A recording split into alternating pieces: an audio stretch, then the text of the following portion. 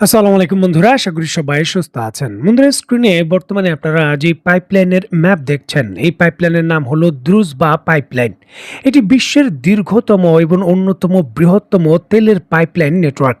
এটি মূলত রাশিয়া এবং মধ্য এশিয়ার দেশ কাজাকিস্তান থেকে তেল সরাসরি একেবারে মধ্য এবং পূর্ব ইউরোপের বিভিন্ন দেশে সরবরাহ করে।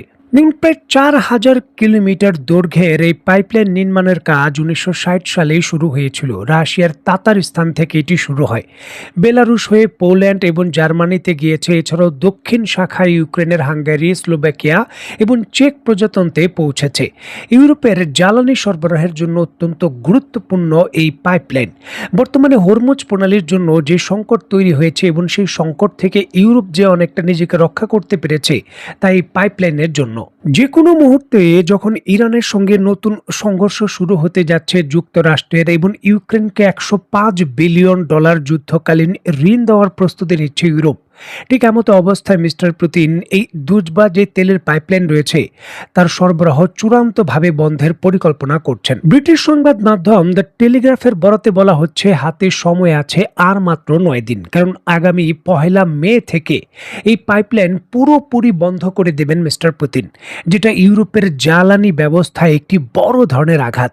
রাশিয়ান কর্তৃপক্ষ নিশ্চিত করছে এই পাইপলাইন দিয়ে শুধু রাশিয়ার তেল সরবরাহ নয়, মধ্য এশিয়ার দেশ কাজাকিস্তান থেকেও ইউরোপে যেই তেল যায়, বিশেষ করে জার্মানিতে যেই তেল যায়, প্রতি বছর ২১ লক্ষ মেট্রিক টন অপরিশোধিত জ্বালানি তেল কাজাকিস্তান থেকে, সেটাও বন্ধ হয়ে যাবে। আর এক্ষেত্রে জার্মানি পড়তে চলেছে সবথেকে বড় অসুবিধায়। বার্লিনের সবথেকে বড় সরবরাহকারী যেই পিসিকে রিফাইনারি রয়েছে, এই পাইপলাইনের উপরই নির্ভরশীল। বার্লিনের আশেপাশে বিমানবন্দরগুলোর জেট ফুয়েল এবং হিটিং ফুয়েলের বড় উৎস হলো এই ব্যবস্থা। দেখুন, পুতিনের এই সিদ্ধান্ত কত বড় দাবার চাল সেটা জার্মানির অর্থনৈতিক যে বক্তব্য সেখান থেকে বোঝা যাচ্ছে।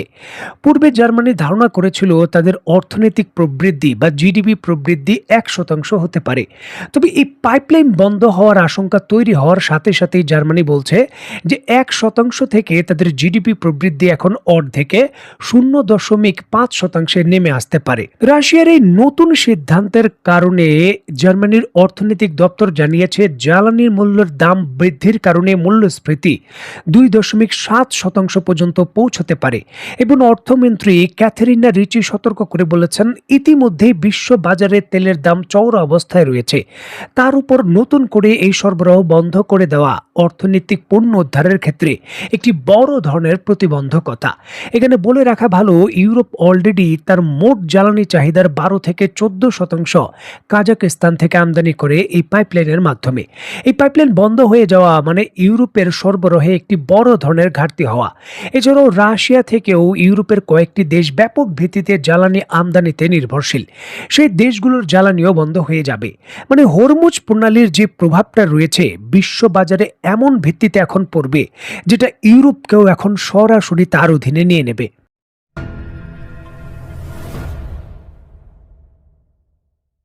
রাশিয়ার পাইপলাইন এখনো রাশিয়া বন্ধ করেনি, শুধু বন্ধ করার প্রক্রিয়ার বিষয়ে গোপন তথ্য ফাঁস হয়েছে। আর এর পরপরই কিন্তু বিশ্ব বাজারে জ্বালানি তেলের দাম রেকর্ড মূল্যে গেছে, $১০৬ পার ব্যারেল হয়ে গেছে, যেটা যে কোনো সময়ের তুলনায় আগের তুলনায় প্রায় ৫% বেশি। ৯ দিন পর রাশিয়া যদি এই পাইপলাইন বন্ধ করে দেয়, পরিস্থিতি কি হবে তা পরিষ্কারভাবেই বোঝা যায়। ইস্যুটিকে কেন্দ্র করে আইইএর মানে বিশ্ব জ্বালানি ব্যবস্থার যিনি প্রধান রয়েছেন, তিনি কিন্তু সতর্ক করে বলেছেন, ইতিহাসের সবথেকে বড় জ্বালানি নিরাপত্তার হুমকিতে এখন বিশ্ব, এবং এই পরিস্থিতি আরো মারাত্মক আকার ধারণ করবে। পৃথিবীর বিভিন্ন দেশের বিভিন্ন পণ্য সরবরাহ ব্যবস্থা বিঘ্নিত হবে এবং পৃথিবীর বিভিন্ন দেশে খাদ্য নিরাপত্তা ব্যবস্থাও বড় ধরনের ঝুঁকি তৈরি হবে।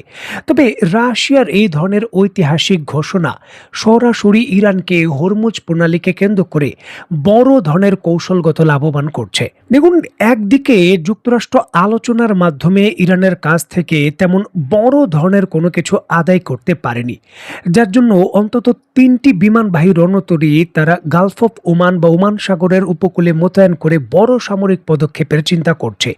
বিশেষ করে ডোনাল্ড ট্রাম্প তার বক্তব্যে ঘোষণা দিয়েছেন যে নতুন দফায় তারা হামলা করলে ইরানের যে জ্বালানি উৎপাদন সেক্টর, বিশেষ করে যেই সকল বিদ্যুৎ কেন্দ্র রয়েছে এবং সেতুগুলো রয়েছে, উড়িয়ে দেবে। আর পাল্টা হুমকি হিসাবে ইরান বলেছে মধ্যপ্রাচ্যের যে সকল তেল উৎপাদনকারী বিভিন্ন ধরনের খনি রয়েছে সেখানে তারা হামলা করবে। এখন এমন পরিস্থিতিতে রাশিয়ার পাইপলাইন বন্ধ করে দেওয়া পরিষ্কারভাবেই যুক্তরাষ্ট্রের যে মিত্র দেশগুলো রয়েছে তাদের পক্ষ থেকে যুক্তরাষ্ট্রের উপর অতিরিক্ত চাপ প্রয়োগ করবে। কারণ তারা কিন্তু এই জ্বালানি তেলের মূল্য বৃদ্ধির যেই মূল্যস্ফীতির সংকট রয়েছে সরাসরি তার অধীনে পড়ে গেছে। এমনকি যুক্তরাষ্ট্রের ভেতরেও কিন্তু এই জ্বালানি তেলের মূল্যস্ফীতি বৃদ্ধি সরাসরি তাদের নাগরিককেও হিট করবে, যার জন্য ডোনাল্ড ট্রাম্পের জনপ্রিয়তাও কমছে।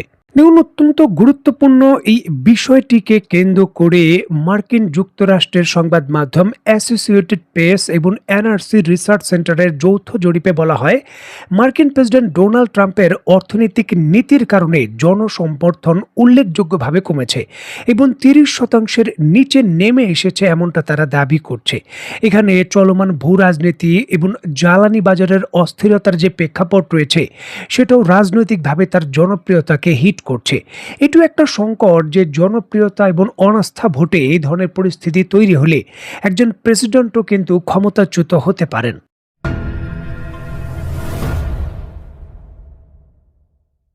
দীর্ঘ ৩ বছরের বেশি সময় ধরে ইউক্রেনের যুদ্ধ করেছেন রাশিয়া এবং রাশিয়ার প্রেসিডেন্ট মিস্টার পুতিন। নানান ধরনের সংকট তৈরি হয়েছে, রাশিয়া পাল্টা জবাব দিয়েছে। তবে উপযুক্ত পরিস্থিতি এবং দর কষাকষির সময় টপ গিয়ারে কখনো রাশিয়া নিজেকে উপস্থাপন করতে পেরেছে কিনা প্রশ্ন রয়েছে। তবে হরমুজ প্রণালীর সংকট এবং ইরানের সঙ্গে যুক্তরাষ্ট্রের নতুন এই সামরিক সংঘাত এখন রাশিয়াকে এমন একটি স্থানে নিয়ে গেছে, অনেক সিদ্ধান্ত বা বৈশ্বিক ইস্যুকে কেন্দ্র করে অনেক কিছুই মিস্টার পুতিন এখন পরিবর্তনের সক্ষমতা রাখেন। যার অন্যতম গুরুত্বপূর্ণ একটি দাবার চাল হলো এই দ্রুজবা যে পাইপলাইন রয়েছে তা বন্ধ করার প্রক্রিয়া। এটি সরাসরি বিশ্ব ব্যবস্থায় মিস্টার পুতিনের যে সিদ্ধান্ত গ্রহণের ক্ষমতা রয়েছে তাকে নতুন করে কিন্তু প্রভাবিত করেছে এবং যুক্তরাষ্ট্র এখন চাচ্ছে যে কোনো উপায়ে রাশিয়ার প্রেসিডেন্ট মিস্টার পুতিনকে সন্তুষ্ট করে পরিস্থিতি কিছুটা হলেও হাতের মধ্যে রাখার জন্য।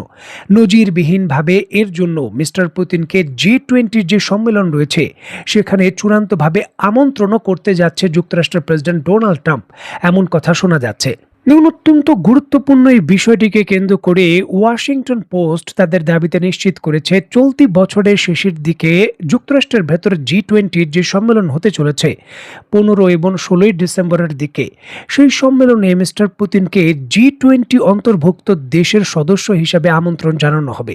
যদিও বিষয়টি এখন আনুষ্ঠানিকভাবে পরিষ্কার নয় যে যুক্তরাষ্ট্রের এই আমন্ত্রণ অ্যাকসেপ্ট করে রাশিয়ার প্রেসিডেন্ট মিস্টার পুতিন যুক্তরাষ্ট্র সফরে যাবেন কিনা বা এই সম্মেলনে অংশগ্রহণ করবেন কিনা তা পরিষ্কার নয়। তবে এই ধরনের যুক্তরাষ্ট্রের কূটনীতিক অবস্থান পরিবর্তন নিশ্চিতভাবেই এই যুদ্ধক্ষেত্রের নতুন যে প্রেক্ষাপটের পরিষ্কারভাবে ধাক্কা যুক্তরাষ্ট্রের লেগেছে তা কিন্তু প্রতীয়মান করছে। দেখার বিষয় যে এই ধরনের জটিল একটি পরিস্থিতি থেকে যুক্তরাষ্ট্র তার মিত্র এবং তার নিজের স্বার্থ রক্ষা করে ইরানের সঙ্গে কতটুকু আপোষে বা কতটুকু নিজের উদ্দেশ্য হাসিল করতে পারে। তো বন্ধুরা, আজকের মতো বিদায়। নতুন কোনো ভিডিও নিয়ে আবার দেখা হবে। সেই পর্যন্ত সবাই ভালো থাকবেন, সুস্থ থাকবেন এবং বাংলাদেশকে ভালোবাসবেন। আল্লাহ হাফেজ।